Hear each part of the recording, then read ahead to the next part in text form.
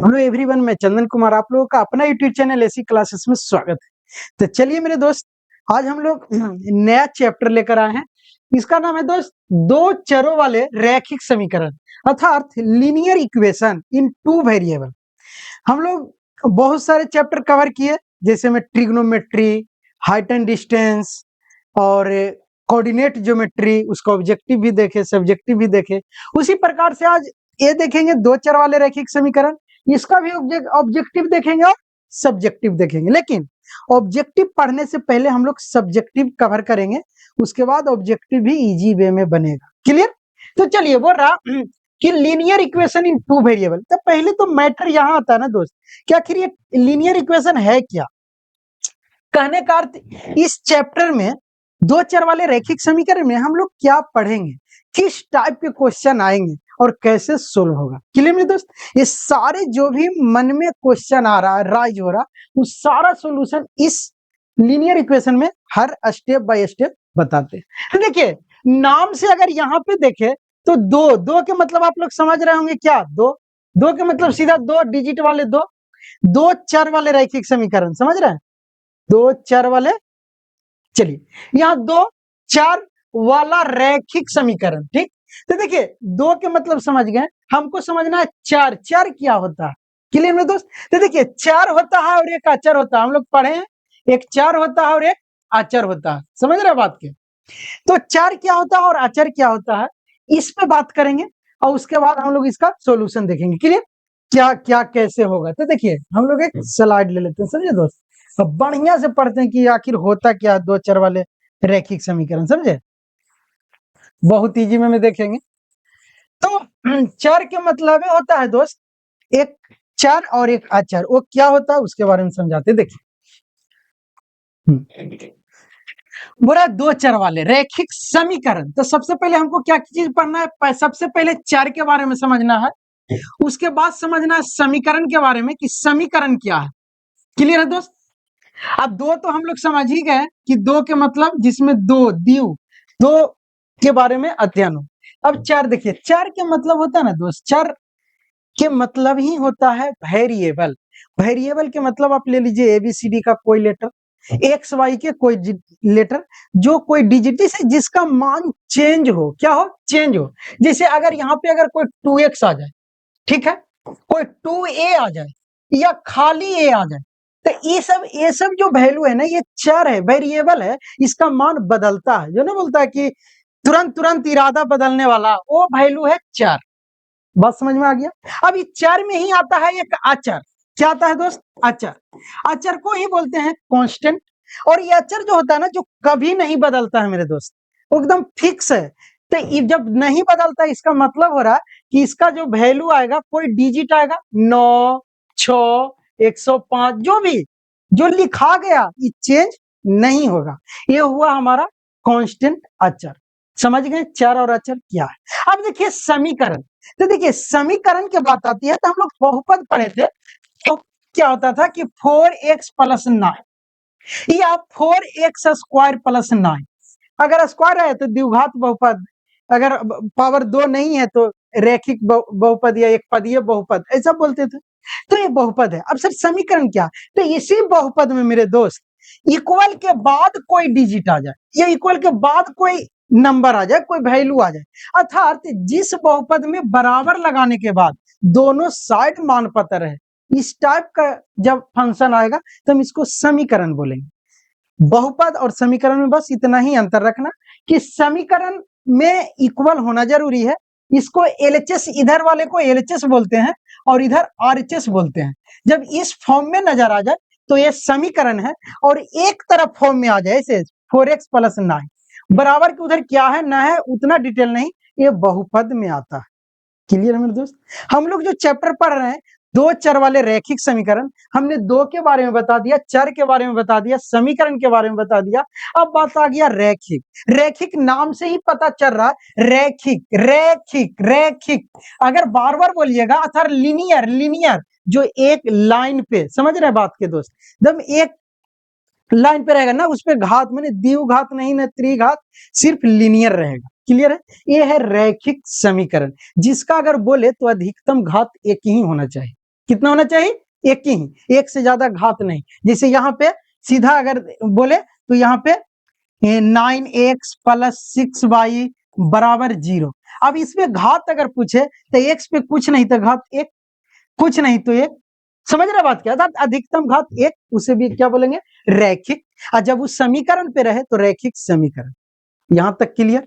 अब हम लोग यही चैप्टर ये बेसिक पढ़ के अब हम लोग आगे पढ़ते क्या है। तो अब हम लोगों को साफ पता चल गया होगा दोस्त कि दो चर वाले रैखिक समीकरण का कहने का अर्थ क्या था, वो हमने बता दिया। देखिए, वो कहने का अर्थ इसका ये था कि linear equation in two variable, हमें दो वेरिएबल के बारे में पढ़ना है, एक एक्स तो एक वाई लेंगे और उसमें अचर मान कांस्टेंट को जोड़ के एक समीकरण का निर्माण करेंगे, और वही समीकरण हम लोग कैसे सोल्व करेंगे इसके बारे में इस चैप्टर में पढ़ना है। अब कंफ्यूजन दूर। चलिए अब हम लोग आगे चलते हैं। तो सर कैसे पढ़ना है इस समीकरण में? अब देखिए, इसमें एक बात ये है ना दोस्त कि हम लोग थोड़ा सा ये पढ़ेंगे कि समीकरण होता है जो, तो हम लोग समझ गए सर, लेकिन इसका कुछ रूल है। वो रूल देखिए क्या। हमने सबसे पहले ये एक पॉइंट एकदम नोट कर लेना है कि समीकरण का जो व्यापक मान होता है, क्लियर में दोस्त? समीकरण का जो व्यापक वैल्यू होता है, व्यापक मान होता है किसमें दोस्त? तो लीनियर इक्वेशन में, रैखिक समीकरण में वो होता है दोस्त a x plus b y plus c बराबर भी 0 कर सकते हैं, या हाँ बराबर है, क्लियर दोस्त? या सी को उस साइड भी लिख सकते हैं, कोई दिक्कत नहीं है। हमने सीधा बोला था कि बराबर मिलेगा और बराबर में 0। ये है क्या दोस्त? ये है व्यापक रूप किसका? समीकरण का। क्लियर है? हम लोग दो चर वाले रैखिक समीकरण पढ़ रहे हैं। तो देखिए, एगो एक्स है और एक वाई है, चार अभी बताए थे वेरिएबल। एक वेरिएबल एक्स है, एक वेरिएबल वाई है। बी और ए बी है, यहाँ पे कोई डिजिट आएगा, जैसे अगर हम लिखेंगे 6x प्लस 9y बराबर 0। क्लियर? यहाँ पे एक्स और वाई क्या आ गया? वेरिएबल आ गया। अब बाकी 6 और 9 क्या? कांस्टेंट बोल सकते हैं। और वेरिएबल और कांस्टेंट का ही गुणनफल हो गया, ये गुणनफल हो गया, ऐसा आप कांस्टेंट हो गया। क्लियर मेरे दोस्त? चलिए अब ऐसा ही अगर हम दो समीकरण लिखे, दो समीकरण, क्योंकि हम लोग क्या पढ़ रहे हैं? समीकरण का व्यापक रूप का दो चर वाले। क्लियर है? तो अगर दूसरा भी लिखे तो ए एक्स प्लस बी वाई हो जाए और प्लस सी बराबर 0। अगर हम इसको, दोनों तो सेम लग रहा है सर, तो हम इसको अगर A1 कर दे, A1 B1 C1, और इसको कर दे A2 B2 C2, यहां तक कोई दिक्कत? हमें दो समीकरण मिल गया, समीकरण 1 और समीकरण 2। और यही दो समीकरण की हेल्प से हम लोग x का भी मान निकालेंगे, y का भी मान निकालेंगे। वो कैसे निकालेंगे बताते हैं। देखिए, जब समीकरण की बात आती है तो समीकरण को हल करने के लिए हमें ग्राफीय विधि भी हल होता है दोस्त। क्लियर है? और ग्राफीय विधि के बाद अलजेब्रिक विधि भी हम लोग बीजगणितीय रूप में भी हल करते हैं। वो कैसे करते हैं? तो उसका कुछ रूल और नियमें हैं, वो हम आगे का चैप्टर जब पढ़ेंगे तो उसको बताएंगे बहुत इजी में। उसमें होता है कि हम लोग विलोपन विधि, प्रतिस्थापन विधि, ये सारे विधि लगा के दो समीकरण को हल करते हैं और उसका मान निकालते हैं। यहां तक कोई दिक्कत नहीं। ग्राफीय विधि से भी निकालते हैं। तो अभी इतना ही समझना है कि रैखिक समीकरण में एगो x1 a1 b1 b1 y और c1, और दूसरा a2x b2y c2, दो समीकरण है। तो इसका क्या आपस में संबंध है? अब देखिए, हम बुक से एक कुछ रूल निकाले जो पीटीबीसी में था, इसीलिए बुक से ही एग्जांपल लिए ताकि आप लोग जब लेक्चर देखिएगा तो आप लेक्चर से रूबरू हो जाइएगा कि ये हमारे बुक का ही क्वेश्चन है, इसीलिए इजी वे में एकदम समझाएंगे। अब यहां से ऑब्जेक्टिव दो फिक्स है। इस सेशन लाने का मेरा एकदम जो बोलता है ना कि मेन मोटिव और मकसद यही था कि यहां से दो को ऑब्जेक्टिव फिक्स है, और वो ऑब्जेक्टिव अगर बेसिक ना समझते हैं तो हमेशा कंफ्यूजन रहता है। ऑब्जेक्टिव क्या आएगा? दो को समीकरण दे देता है, बोलता है कि क्या इसका हल है, अद्वितीय है, अनेक हल है, समझ रहे हैं? या फिर बोलेगा कि यह रेखा संपाती है, या प्रतिच्छेदित रेखा है, या समानांतर रेखा है। तरह तरह के क्वेश्चन पूछती है, लेकिन जब हमको बेसिक समझ में ना आता तो लगता है कैसे बना। आज उस पर चर्चा करेंगे बहुत ईजी वे में। क्लियर मेरे दोस्त? अब देखिए, ये हमने बता दिया ना कि एगो A1 x A1 दो समीकरण रहेगा, और सही है। देखिए, हमें एग्जाम्पल दिया हुआ है कि एगो ए समीकरण और एक ए समीकरण, दो गो समीकरण एज्यूम कर लिया है। उसके बाद बताया है कि प्रतिच्छेदित होगा, किस कंडीशन में होगा या नहीं। तो देखिए मेरे दोस्त, सबसे पहले बताते हैं कि इस टाइप के जब क्वेश्चन आए तो अगर हम इसको एग्जाम्पल लेते हैं, पहला का एग्जाम्पल ले रहे हैं, ठीक है? वो क्या है कि x माइनस 2y बराबर 0 है। तब जरा ध्यान से देखिए, यहाँ कुछ नहीं है तो गुना में 1 है दोस्त, यहाँ तो 2 नजर आ रहा है गुना में, और ये 0 है सी। तब इसमें क्या करना, वो जरा ध्यान से देखना कि हम इसको क्या बोले थे कि x के गुणनफल को a बोले थे, अर्थात इसको a1 मान लेते हैं कि 1 है। चलिए, अब बोले थे y के गुणनफल को b बोले थे, अर्थात b है जो -2 है। क्लियर है। c के जगह पे कुछ नहीं है, अर्थात c क्या है दोस्त, 0 है। यहां तक कोई दिक्कत नहीं, अर्थात ये a1 हो गया तो ये b1 और c1। अब इसी का दूसरा ये समीकरण दिया हुआ है, वो क्या है कि 3x plus 4y, 3x plus 4y और -20 अब बराबर में क्या है दोस्त, 0। देखिएगा, अब एक चीज और आपको बोलते हैं कि जब भी समीकरण में सोल्व करना है ना, तो 0 के इस साइड भी जो भी कांस्टेंट टर्म रहे सबको एक साइड ले आइएगा, उससे क्या होगा कि आसानी हो जाएगा। क्लियर। अभी देखिए 3x प्लस 4 -20 है। अब जब 20 है तो अब इसको a2 b2 c2 के मान निकालते हैं। तो जब इसको निकालेंगे तो देखिए ये 3 गुना है ना x से, अर्थात हमारा a2 जो होगा वो 3 हो जाएगा, b2 जो हो जाएगा 4 हो जाएगा, ये बाई है 4 बाई होगा, देखिए बाई है ना बाई, और c2 जो हो जाएगा ना दोस्त वो -20 हो जाएगा। यहां तक कोई दिक्कत नहीं। अब देखिए क्या रिलेशन करता है, बोलता है कि जब हम ये दोनों में कंपेरिजन करते हैं और ये देखते हैं कि a1 और a2 और b1 और b2 और c1 और c2 आपस में बटा करके बराबर करते हैं। अगर बराबर आ जाए तब क्या होता है, बराबर नहीं आए तब कौन सा रूल लगता है और उसे क्या बोलते हैं, यही से क्वेश्चन आता है। क्लियर। वो कैसे आता है ये देखिए, अगर हम इसको करें दोस्त तो a1 है और a2 3 है, अर्थात अगर हम a1 बटा a2 करें बराबर b1 बटा b2 करें बराबर c1 बटा अगर c2 करें तो क्या आ रहा है बराबर, ये हम कर रहे हैं दोस्त। तो देखिए अगर a1 का मान कितना, तो a1 1 बटा 3 बराबर b कितना है दोस्त, b1 बटा b2, b1 कितना है तो b1 है -2 बटा b2 कितना है तो b2 है 4 इक्वल टू c1 कितना है दोस्त, तो c1 0 और c2 कितना है तो -20। अब जरा ध्यान से देखिएगा, अगर इसको काटे 2 दूना 4, अर्थात -1 बचा और बटा में 2 बचा, अर्थात -1 बटा 2 है और यह 1 बटा 3, अर्थात तो बोले तो यह 1 बटा 3 और यह -1 बटा 2। क्लियर है दोस्त। तो ये दोनों आपस में बराबर नहीं है, अर्थात जब कंडीशन ऐसा आ जाए जैसे क्वेश्चन में दे दिया कि a1 बटा a2 बराबर b1 बटा b2 बराबर ना आए तब क्या होगा, यहां देखिए बराबर नहीं आए तब उस स्थिति में हम लोग बोलेंगे कि वो दोनों समीकरण प्रतिच्छेदित रेखा होगा। पहला अगर रेखा पूछ दे, मान लिया ऐसा कंडीशन दे दे कि a1 बटा a2 बराबर नहीं है b1 बटा b2 के, क्या ये दोनों समीकरण क्या होगी। तो पहला अगर हमें बीजीय गणित के रूप में पूछे तो हम सीधा बोलेंगे कि उसका सिर्फ एक हल होगा और वो आपस एक दूसरे को प्रतिच्छेद करेगा एक पॉइंट पे। क्लियर है समझ में, अर्थात तो उसका सिर्फ एक हल होगा, उसको बोलेंगे केवल एक हल। अब देखिए दोस्त, केवल एक हल के मतलब कि उसके सिवा और कुछ हल नहीं, अर्थात अद्वितीय, इसके जैसा दूसरा कोई नहीं। तो एक हल होगा तो क्वेश्चन में ये भी ऑप्शन मिलेगा, क्या केवल एक हल है, या केवल एक हल ना लिख के लिख देगा अद्वितीय हल, तो वहां मार देना है कि हाँ अद्वितीय हल। अब बात है रेखा की, वो दोनों समीकरण की जो रेखा है क्या होगा, तो वो प्रतिच्छेदित होगी, एक दूसरे को काटेगी, तो वो होगा रेखा में अगर पूछे तो प्रतिच्छेदित रेखा केवल एक हल। एकदम दिमाग में सेट कर लेना। सेट क्या करना है, जब a1 बटा a2 बराबर b1 बटा b2 ना हो आपस में तब हम लोग उसको प्रतिच्छेदित रेखा कहेंगे, अब बोलेंगे कि केवल एक हल हो। यहां तक कोई दिक्कत नहीं। अब देखिए 3 को तो कंडीशन है, पहले इतना अच्छा समझ गए, अब दूसरा रेखा संपाती दूसरा समझते हैं। तो दूसरा समझने के लिए यहाँ पे समीकरण दे दिया है, तो दूसरा समझने के लिए भी आप देख लीजिए, इसको इरेज करते फिर बताते हैं, यहीं पे करेंगे तो ठीक रहेगा, समझ रहे हैं। चलिए दूसरा भी समीकरण है दोस्त,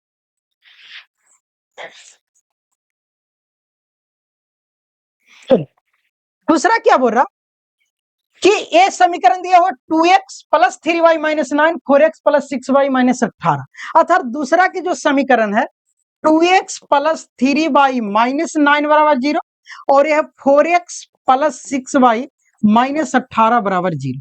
हम लोग जानते हैं कि अगर इसको समीकरण 1 और इसको 2 माने तो ये a1 हो जाएगा, a1 हो जाएगा 2, b1 हो जाएगा 3 और c1 हो जाएगा -9। अगर इसको माने तो a2 हो जाएगा 4, b2 हो जाएगा 6 एंड c2 हो जाएगा -18। क्लियर? हम रिलेशन अगर निकाले a1 a2 में, समझ रहे? अगर हम रिलेशन निकाले तो हम बोले थे कि सर a1 बटा a2 करेंगे बराबर b1 बटा b2 करेंगे बराबर c1 बटा c2 करेंगे, क्या रिजल्ट आता है तो रखेंगे। a1 क्या है तो a1 2 है और 2, a2 क्या है 4, 2 बटा 4, b1 क्या है 3, b2 क्या है 6, 3 बटा 6, c1 क्या है -9 और c2 क्या है -18। अब जरा ध्यान से देखिएगा, माइनस से माइनस खत्म, 9 दूना 18, 3 दूना 6, 2 दूना 4, अर्थात ऊपर सबको एक आ रहा है, नीचे में सब में 2, अर्थात हम बोल सकते हैं 1/2 बराबर 1/2 बराबर 1/2। अच्छा, ये क्या बोल रहा, ये 1/2 1/2 अर्थात कहने का अर्थ है कि a1 बटा a2 भी बराबर है b1 बटा b2 के, बराबर है c1 बटा c2 के। अर्थात ये भी तो कंडीशन आएगा। सर पहला कंडीशन था कि ये दोनों आपस में बराबर ही नहीं था, अब दूसरा कंडीशन है कि सर तीनों बराबर है। हाँ तो देखो मेरे दोस्त, जब किसी तीनों बराबर आ गया इक्वेशन में तो इतना तो समझ लेना कि दोनों में आपस में अच्छा संबंध है, और वो तीनों बराबर कहने का अर्थ है कि वो दोनों एक ही लाइन पे होगी, और जब दोनों एक ही लाइन पे होगा तो हर बिंदु पे दोनों काटेगा। मान लिए कोई बिंदु, पहले देखिए कोई यहाँ पे एक लाइन है दोस्त, और ये पहला लाइन है, अब दूसरा लाइन भी इसी पे है, दूसरा लाइन भी इसी पे है, अर्थात हर पॉइंट पे एक दूसरे को टच कर रहा, काट रहा। इधर जब बराबर आ जाए तो इतना समझ लेना कि हर पॉइंट पे काट रहा, अर्थात इसका अनंत हल होगा। क्या होगा? अनंत हल होगा। अर्थात ये देखिए आप परिमितीय रूप से अनेक हल होंगे। क्या होंगे? अनेक हल होंगे। अब बात कहेगा कि ग्राफीय निरूपण कैसा होगा, तो इस संपाती रेखा होगा। संपाती रेखा कहने का अर्थ दोनों रेखा एक ही पे स्थित होगा। क्लियर है? हल क्या होगा? तो अनेक हल होगा, इसका कोई अनंत नहीं है। अब बात भी सही है दोस्त, जब दो गो के आपस में मन मिल जाए, सहमति मिल जाए, तो उसका प्रेम के जो बात कहते हैं ना वो अनंत है। उसको बोलना नहीं है कि दोनों के बीच में कितना गहराई तक प्रेम है, वही बात समझ लेना कि जब बराबर हो, जब आपस में हर चीज बराबर मिले तो उसका हल अनेक होगा। ठीक है? जब a1 a2 b2 के बराबर, c1 c2 के बराबर हो तो अनेक हल रेखा क्या होगा? संपाती रेखा होगा। संपाती बोलने का अर्थ लग रहा होगा नया, लेकिन दिमाग में सेट रखना, सम माने बराबर, पाती माने हमेशा हर जगह एक दूसरे को बराबर होगा, अर्थात एक ही लाइन पे दोनों लाइन होंगे। क्लियर है मेरे दोस्त?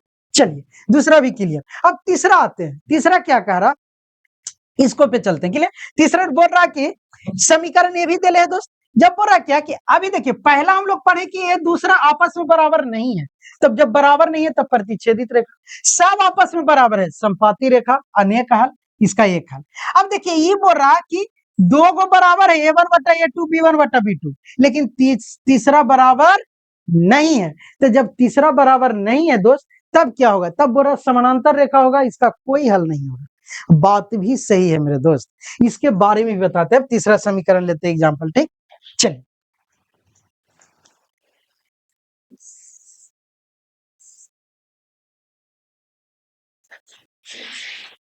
एकदम इजी में एक कंफ्यूजन दूर कर लीजिएगा ना, इससे दो गो ऑब्जेक्टिव फिक्स, ये छोटी a2x प्लस b2y। ठीक है, चलिए अब देखिए तीसरा नंबर क्या कह रहा कि तीसरा नंबर की जो समीकरण वो है x प्लस 2y माइनस 4 बराबर 0, और एक समीकरण है 2x प्लस 4y माइनस 12 बराबर 0।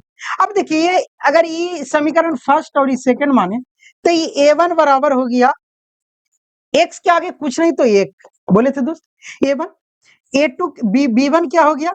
तो b1 हो गया 2, c1 क्या हो गया? -4। अगर यहाँ a2 ले तो a2 2, b2 क्या? तो b2 4, और c2 क्या? तो c2 -12।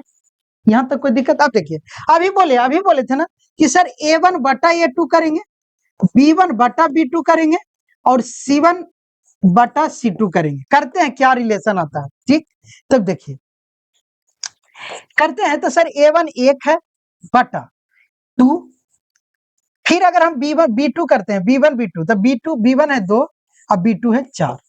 अगर C1 करते हैं तो C1 कितना -4 और बटा में -12। अब जरा ध्यान से देखिएगा, माइनस माइनस कैंसिल, 4 3 12।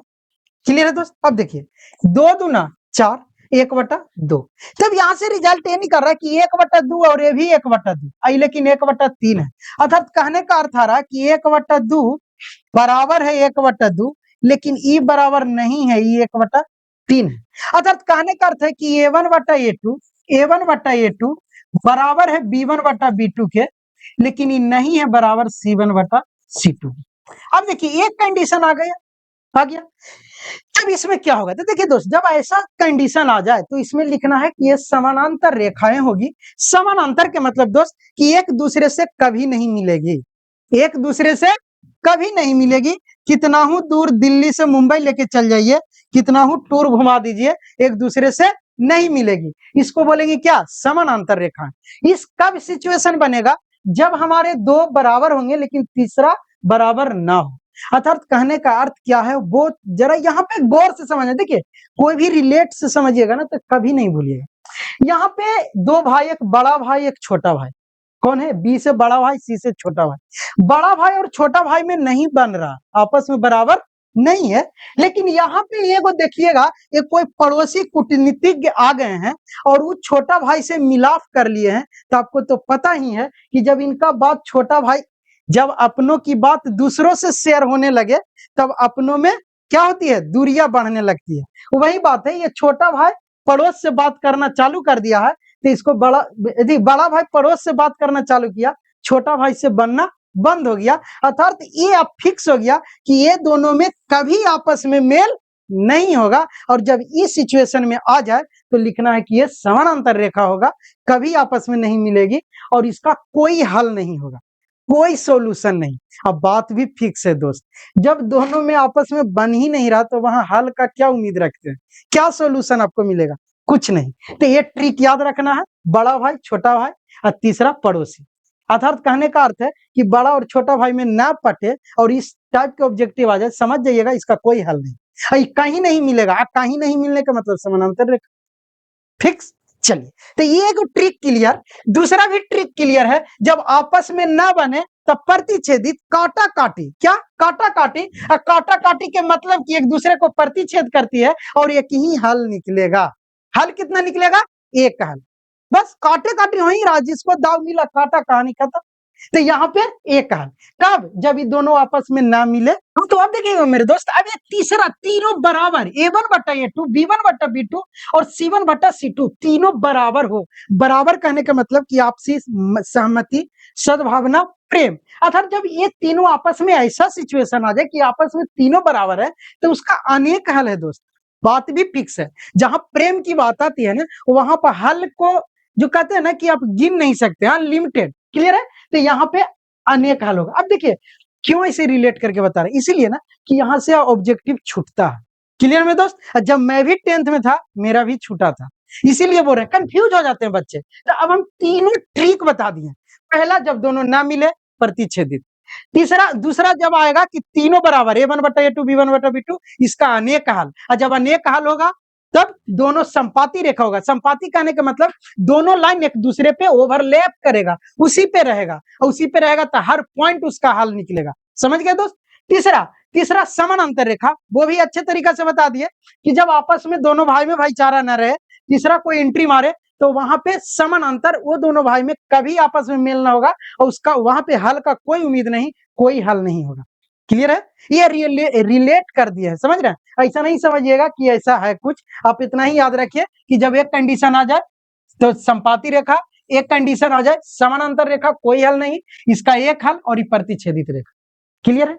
अब चलिए यहां से दो चर वाले रैखिक समीकरण का हमने इंट्रोडक्शन जितना हो सका डाल दिया इस वीडियो में। अब हम लोग क्वेश्चन सोल्व करेंगे, उस दौरान जो भी दिक्कत आएगी वहां भी बताएंगे। क्लियर है दोस्त। और इसके बाद वाले जो चैप्टर आएगा उसमें है पढ़ना विलोपन विधि, प्रतिस्थापन विधि, जो भी विधि है सारा बताएंगे। यहां से अब आगे चलते हैं। क्लियर दोस्त। चलिए आप लोग इसको एक बार स्क्रीनशॉट ले लीजिए और हम लोग आगे चलते हैं। अब क्या है आगे, ये तो देख ही लिए, तो हेडिंग है दोस्त ये। अभी चलिए आगे क्वेश्चन आ गया ना। अब देखिए यहां से क्वेश्चन कैसे बनाते हैं बहुत ही अच्छा है। यहाँ से आपको एक क्वेश्चन मिलेगा, फिक्स है, लेकिन अब तो आप लोगों को ऑप्शन मिलता है दोस्त, क्वेश्चन ज्यादा रहता है, बनाना कम रहता है। क्लियर है? तो इतना हेल्प और क्या चाहिए। और सही ऑब्जेक्टिव में 100 ऑब्जेक्टिव मिलेगा, 50 ही बनाना है। 50 आपको क्या कहता है, फैक्टर ऑफ सेफ्टी दिया जाता है, कितना में आप सेफ रहिए इतना बनाइए। समझ रहे हैं ना? तो ये बोल रहा, पहला क्वेश्चन बोल रहा कि आफ्ताब अपनी पुत्री से कहता है 7 वर्ष पूर्व मैं तुमसे 7 गुनी आयु का था, अब 3 वर्ष बाद मैं तुमसे केवल 3 गुनी आयु का रह जाऊंगा। इस स्थिति में बीजीय गणितीय एवं ग्राफीय रूपों में व्यक्त कीजिए। देखिए दोस्त, यहाँ पे सिर्फ समीकरण पूछ रहा है, ऐसा नहीं पूछ रहा कि आफ्ताब की वर्तमान उम्र क्या है या उसकी पुत्री की वर्तमान उम्र क्या है, नहीं पूछ रहा। तो जब इस टाइप का क्वेश्चन ना पूछे तो आप टाइम ज्यादा नहीं लगाना, इसका समीकरण निकाल के उसको दे देना। क्लियर है? जब ग्राफ पेपर आए तो ग्राफ पे रिप्रेजेंट कर देना समीकरण। क्लियर? तो आप इतना ही समझना। अब देखिए, अभी क्वेश्चन जो है ना दोस्त, इससे मुलाकात 10th में हो रही है, लेकिन जन्मों जन्मों साथ रहेगा। अर्थात जब तक आपको जॉब नहीं होता तब तक आपको इस टाइप के क्वेश्चन मिलेगा। कंपटीशन में कोई भी फील्ड में जाइए तो भी मैथ से ये क्वेश्चन आएगी।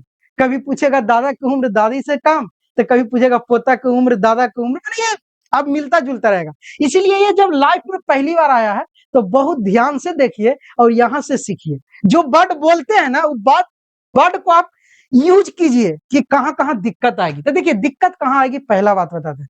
पहला बात तो ये दिक्कत आएगी कि आफ्ताब अपनी पुत्री से कहती है, कभी कभी आफ्ताब अपना पुत्र से भी कहेगा, आपको सुनना पड़ेगा। ठीक है? उसका पुत्र पुत्री सुने या ना सुने, आपको सुनना पड़ेगा। वो कह रहा है कि 7 वर्ष पूर्व। अब पूर्व के मतलब पहले, क्या ये सब माइंड में, लिटरेचर क्वेश्चन में आप पॉइंट पकड़िए। पूर्व के मतलब पहले, जो बीत गया, जो बीत गया। पूर्व मैं तुमसे 7 गुनी आयु का था, अब 3 वर्ष बाद मैं तुमसे केवल 3 गुनी आयु का रह जाऊंगा। क्लियर है दोस्त? आप हमसे 7 गुना थे जब मुझे जन्म हुआ, बाद में जन्म हुआ, जब जन्म हो गया तो आपका भी उम्र बढ़ेगा, तब मेरा भी उम्र बढ़ेगा। फिक्स है? तो अब तो आपका आयु गुना जो है वो घटेगा। बात भी क्लियर है? तब ये गुना घटा, घट के 3 गुना रह गया, तो बोला इस स्थिति में समीकरण बता। फील क्लियर है? बनाए तो बना देते हैं। तो देखिए, पहला हमको करना क्या, तो पहला हम ये कहते हैं कि हम सबसे पहले वर्तमान उम्र को एज्यूम करते हैं, मान लेते हैं कि दोनों का कोई वर्तमान उम्र होगा, उसका पुत्री का भी और वो आफ्ताब का भी। क्लियर है दोस्त? ये दोनों पहले मान लेते हैं। तब क्या करेंगे, यहाँ पे आराम से लिखेंगे हल। बनाना कैसे है, देखिए, नंबर मैथ है ना दोस्त, 100 में 100 लाना है। लोग तो तैयारी करते हैं पास होने के लिए, लेकिन जब मेरा वीडियो देख रहे हैं तो पास क्या चीज है, आप टॉप होने की सोचिए। तो टॉप कैसे होते हैं, तो 100 में 100, 100 में 100 लाने के लिए स्टेप याद रखते हैं, हल लिखेंगे और यहाँ पे लिखेंगे कि माना कि आफ्ताब की वर्तमान उम्र, किसका वर्तमान उम्र, तो आफ्ताब की वर्तमान उम्र। तो वर्तमान उम्र हमें कोई पता नहीं है दोस्त, तो हम वर्तमान उम्र लिखिए, आयु लिखिए, चलेगा। अर्थात इसका उम्र लिख लेते हैं एक्स और यहाँ पे लिखेंगे वर्ष। एकदम एक एक पॉइंट समझिएगा। क्लियर है? अब देखिए, अब उसकी पुत्री के वर्तमान उम्र, ये भी मान लेते हैं कि आफ्ताब की पुत्री के वर्तमान उम्र, किसका की पुत्री, कौन थी, पुत्री के वर्तमान उम्र, और इसका मान लेते हैं 22 वर्ष। क्या मान लिया, 22 वर्ष। सब क्लियर है? पूरा 7 वर्ष पूर्व पहले। अब देखिए मेरे दोस्त, अगर हम अभी 10 साल के हैं, है नहीं लेकिन एज्यूम कर रहे हैं, ठीक है, हम अभी 10 साल के हैं, अब 7 साल पहले हम कितने साल के रहेंगे, सर 3 साल के। क्या किए सर, माइनस किए, तब हम 3 साल के रहे थे 7 साल पहले। तो वैसे ही हम इसीलिए बता रहे हैं, अगर ये वर्तमान है, क्या है, वर्तमान है। अगर क्वेश्चन में बाद बोल दे कि आज 10 साल के बाद में 2 गुना हो जाऊंगा, तब बाद जब बोले तो अभी हम 10 साल के हैं, 5 साल बाद हम कितने साल के होंगे, तो सर 15 साल के। क्या किए, जितना साल बाद बोले 5 जोड़ दिए, तब बन गए 15 साल। अर्थात आप एक पॉइंट दिमाग में रखना है कि पूर्व बोले, पहले बोले, जितना उम्र बोले उतना उम्र घटा लेना। कहां से, वर्तमान उम्र से। जब बाद बोले तब उतना उम्र जोड़ देना है। कहां जोड़ना है, वर्तमान से। क्लियर है दोस्त? चलिए, इसीलिए हम लोग वर्तमान माने। अब चलिए, जब ऐसा सीन आ गया तब क्वेश्चन बन गया, बना, क्वेश्चन में बचा क्या, यही स्टेप समझना। यही जो नहीं समझते ना, वो पूरे होल लाइफ जीवन में इस तरह के लिटरेचर वाले क्वेश्चन से डरते हैं। क्लियर? तो समझते चलना। अब बोलिए, बोला 7 वर्ष पहले। तो अब जरा यहां से ध्यान से देखिएगा कि यहां से अब चलते हैं कि 7 वर्ष पहले के कितना वर्ष पहले? 7 वर्ष। तो 7 वर्ष पहले किसका उम्र दोस्त? तो आफ्ताब की उम्र, आफ्ताब के उम्र। तो 7 वर्ष पहले आफ्ताब की उम्र क्या होगा? तो अभी एक्स है ना सर, तो 7 वर्ष पहले एक्स -7 हो जाएगा। अभी तो बोले थे। हाँ, अब ऐसा ही दोस्त 7 वर्ष बाद, 7 वर्ष पहले ही, तो 7 वर्ष बाद नहीं, 7 वर्ष पहले पुत्री भी तो होगी दोस्त, तो उसका उम्र अर्थात पुत्री का उम्र, पुत्री की उम्र क्या होगा दोस्त? तो सर वो भी घटेगा वर्तमान उम्र से, वो भी अगर अभी 10 साल की होगी तब पहले 3 साल के बचेगी, तो 22 - 7 वर्ष। यहां तक कोई दिक्कत? कोई दिक्कत, यहां सब कर लेंगे। अब देखिए क्या बोल रहा, 7 वर्ष पहले मैं तुमसे 7 गुनी आयु का था, अर्थात 7 गुना, अगर तुम 3 साल के थे तो हम 21 साल के था। समझ गया? 7 गुना यही होता है, 7 गुना। अगर उसका पुत्री का उम्र 7 साल पहले 3 वर्ष होगा तो उसका पिता की उम्र 21 साल होगा। क्या होगा? 21 साल होगा। ये क्वेश्चन बता रहा। अब बताइए, जब ये एग्जाम्पल दे रहा है, ऐसा नहीं है कि ऐसा ही है, इस टाइप का एज्यूम करना। लेकिन हम डायरेक्ट जब बोले तो देखिए प्रश्न से चल रहे हैं। क्या चीज से चल रहे हैं दोस्त? प्रश्न से। तो बोल रहा है आफ्ताब की उम्र क्या है दोस्त? आफ्ताब की उम्र है एक्स -7, ठीक है। पुत्री की उम्र है 22 - 7। अब यहाँ पे देखिएगा, बोल रहा है आफ्ताब कि हम 7 वर्ष पहले तुमसे 7 गुना था। तो 7 गुना कौन था सर? 7 गुना आफ्ताब था, तो इसमें 7 से गुना कर देते हैं। क्लियर? हाँ, आपके अनुसार 7 से गुना होगा इसी में, क्योंकि ये है 7 गुना और ये है पुत्री, ये है पुत्री, ये दम स्टेप समझ जाना। ये है उसका पिता जिसको मान नाम है आफ्ताब। क्लियर है? ये इससे 7 गुना है, सही है 7 गुना। लेकिन सर जब हम समीकरण पढ़ रहे हैं तो बोले थे कि इक्वेशन इक्वल का उपयोग करते हैं। अगर अगर हम इसको बराबर लिखना चाहें तो अब इसको 7 गुना नहीं करेंगे, क्योंकि गरीब को ही जैसे गरीब कहने का अर्थ यह नहीं, जैसे छोटे को ही छोटा बनाते जाए तो बराबर कैसे होगा? तो हम क्या करेंगे, बड़ा में से ना छोटा को कुछ देंगे तब बराबर होगा। अर्थात ये 7 यहां नहीं गुना होगे, ये 7 यहां गुना ना होगे। समझ रहे हम बोल रहे हैं? हाँ, एक्स -7 है दोस्त प्रश्न से, ठीक है।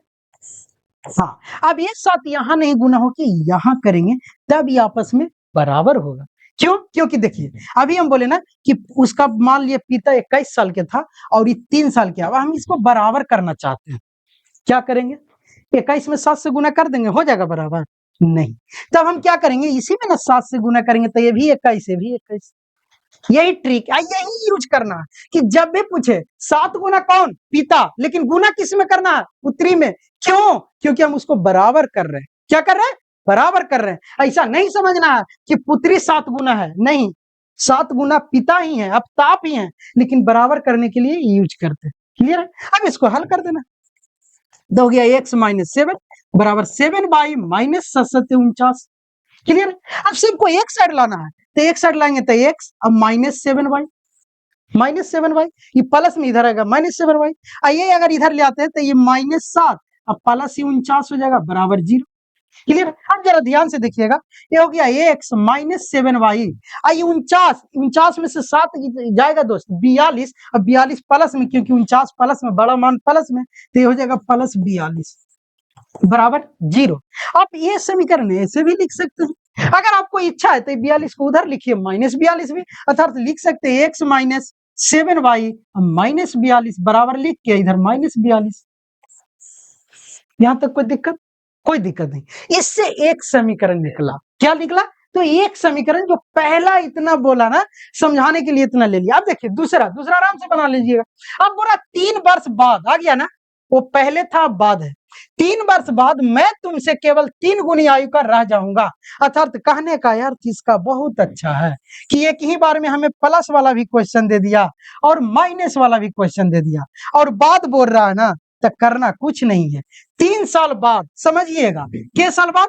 तो 3 वर्ष बाद, 3 वर्ष बाद, दोनों बाद, अर्थात तब बाद में बोले थे जोड़ेंगे। वर्तमान उम्र एक्स + 3, पुत्री के वर्तमान उम्र 22 + 3, क्लियर है, दोनों के बराबर कर रहे हैं, कर दिए बराबर, कितना गुना, 3 गुना, कौन रहेगा, पिता रहेगा, गुना किसमें करेंगे, पुत्री में, क्लियर है। अब देखिए तो यहाँ पे हो जाएगा x + 3 बराबर 3y + 9, कोई दिक्कत नहीं। अब देखिए x इधर लाएंगे -3y और इसको भी इधर ले आते हैं या उधर छोड़ते हैं तो हो जाएगा 9 - 3, अर्थात हो गया x - 3y बराबर +6। यहां तक कोई दिक्कत नहीं। एक बार पढ़ लीजिए ना, 3 वर्ष बाद मैं तुमसे केवल 3 गुनी आयु का रह जाऊंगा, इस स्थिति में बीजीय गणितीय एवं ग्राफीय रूप में व्यक्त कीजिए। बीजीय गणितीय में समीकरण दे दिए, ग्राफीय में ग्राफ यूज करना है, क्लियर है, कुछ नहीं करना है। एक्स के एक और मान रखेंगे तो बाई के निकलेगा, वो भी ग्राफीय विधि अच्छा से एक लेक्चर देंगे, क्लियर है दोस्त।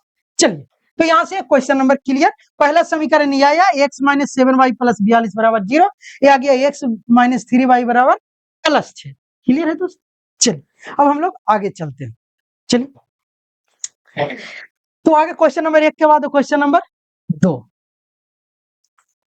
हाँ 2 आ गया दोस्त। देखिए 2 क्या करा, पूरा क्रिकेट टीम में एक कोच ने 3900 रुपया में 3 बल्ले तथा 6 गेंद खरीदी, एकदम इजी है, ये कुछ करना है। आप देखिए मेरे भाई को बात मान लीजिए, हम 3 बल्ले खरीदे, 6 गेंद खरीदे, पैसा देना पड़ा 3900, लेकिन पता नहीं है कि गेंद की कीमत कितना और बल्ला की कीमत कितना, तो जो चीज पता न रहे उसे एज्यूम किया जाता है, माना जाता है, क्लियर दोस्त। तो यहाँ पे वैसा ही हल लिखेंगे और लिख लेंगे कि ये जो 3 बल्ला है ना, तो मान लेंगे कि एक बल्ला का मूल्य, एक बल्ले का मूल्य या कीमत कुछ भी बोल सकते हैं, मूल्य 100 रुपया है, क्या है, 100 रुपया है। और ऐसा ही मान लेंगे कि एक गेंद का मूल्य कितना, एक गेंद का मूल्य कितना है दोस्त, तो एक गेंद का मूल्य 22 रुपया है, मान लिए। जरा ध्यान से देखिएगा, अगर एक वो गेंद दे रहा 22 रुपया में, अगर हम 10 गेंद खरीदे तो कितना रुपया देना पड़ेगा, तो सर एक गेंद के 22 रुपया, अर्थात 1 गुना 1, एक गेंद के 22 रुपया, और 10 गेंद लेना था 10 गुने 22 अर्थात 10y। हम कहने का अर्थ यह समझा रहे हैं कि जब एक का मूल्य x, तो 3 को ले रहे हैं तो 3x, और 22 गेंदा ले रहे हैं तो 6y। अब दोनों मिला के ना पैसा दिए 3900, दोनों के जोड़ देंगे, अर्थात यहाँ से अगर प्रश्न से चलेंगे तो प्रश्न से यही हो जाएगा दोस्त कि 3 बल्ले खरीदा, बल्ले का मूल्य कितना x, तो हो गया 3x प्लस, सर गेंद खरीदा के गो 6 गो, तो 6y, अब बराबर पैसा कितना दिया सर, 3900 दे दिया ना।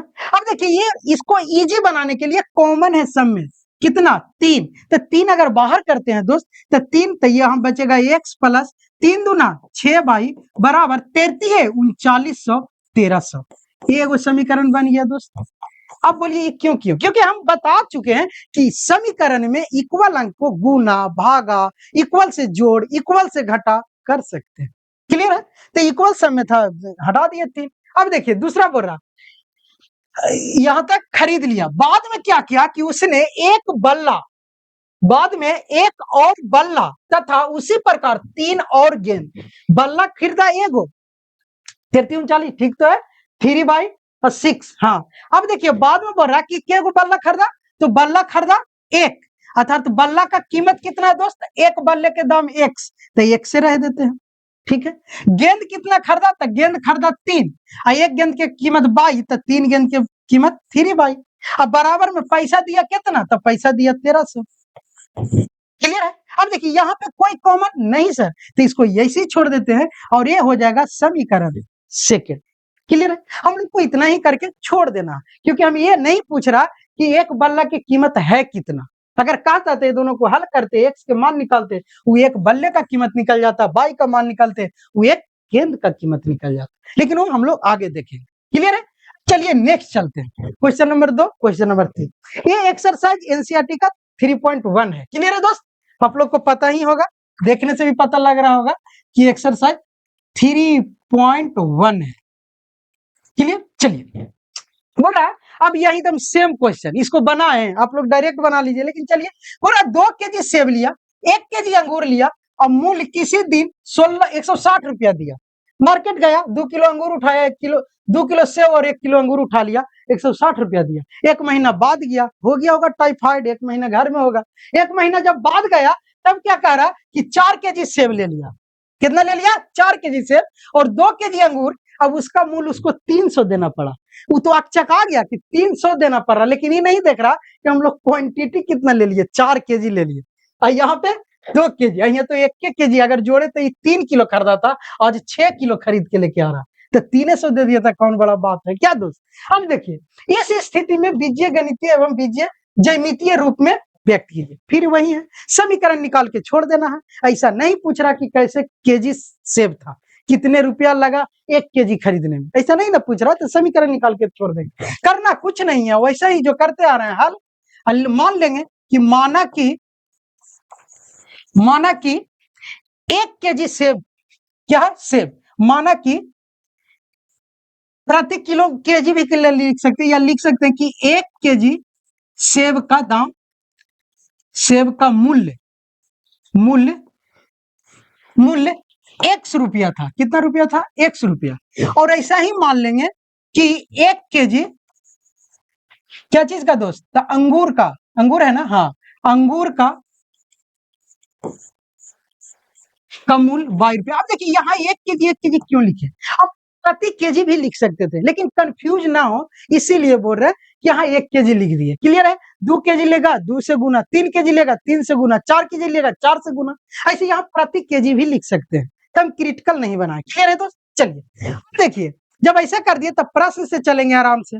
प्रश्न में क्या बोल रहा? प्रश्न में बोल रहा 2 केजी सेब, 1 किलो के दाम 100 रुपया, तो 2 किलो के तो सर 2x हो जाएगा ना। प्लस में 1 केजी अंगूर, 1 केजी अंगूर के दाम 22 है, ये तो 22 रुपया। अब देना कितना पड़ा? तो देना पड़ा 160 रुपया। समीकरण फर्स्ट हो गया। फिर चलते हैं पुनः प्रश्न से, जैसे सेकंड नंबर जो बोल रहा, पुनः प्रश्न से चल रहे हैं। बुरा 1 महीने बाद गया और 4 किलो सेब खरीद लिया, 1 किलो के 100 रुपया, तो 4 किलो के सर 4x। प्लस में 2 किलो अंगूर खरीद लिया, तो 1 किलो अंगूर के दाम 22 रुपया, तो 2 किलो के तो 2 अब दिया कितना दोस्त? तो दे दिया सर 300 रुपया। यहाँ तक कोई दिक्कत है? जरा ध्यान से देखिए, इसमें भी 2 कॉमन, तो 2 कॉमन है तो ये हो जाएगा 2x प्लस 22 बराबर 150 ना जी।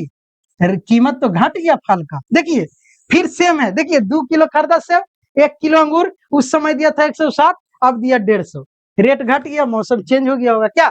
चलिए तो इस टाइप के क्वेश्चन बना। कितना? Question number 3। अब नेक्स्ट चलते हैं। हमको लगता है कि क्वेश्चन इतना ही है। हाँ, एक्सरसाइज एनसीईआरटी का क्लास 10th का एनसीईआरटी में 3.1 में 3 ही क्वेश्चन था। ये लिटरेचर बेस्ड था, क्वेश्चन कम था, लेकिन इसमें समझने वाली बात बहुत थी। और इसके बाद हम लोग जब 3.2 पढ़ेंगे उसमें भी लिटरेचर के क्वेश्चन आएगा, तो जब यहाँ से सीख जाइएगा, एकदम इजी था, उसके बाद वहां बनाएंगे। क्लियर मेरे दोस्त? बहुत ध्यानपूर्वक वीडियो देखिए, अच्छा लगे शेयर कीजिए, और ना भी अच्छा लगे ना तो शेयर कर दीजिए, हो सके आगे वाले को अच्छा लगे। क्लियर? तो शेयर करने में कमी नहीं। तो यहीं पे वीडियो को समाप्त करते हैं। चलिए, जय हिंद, जय भारत।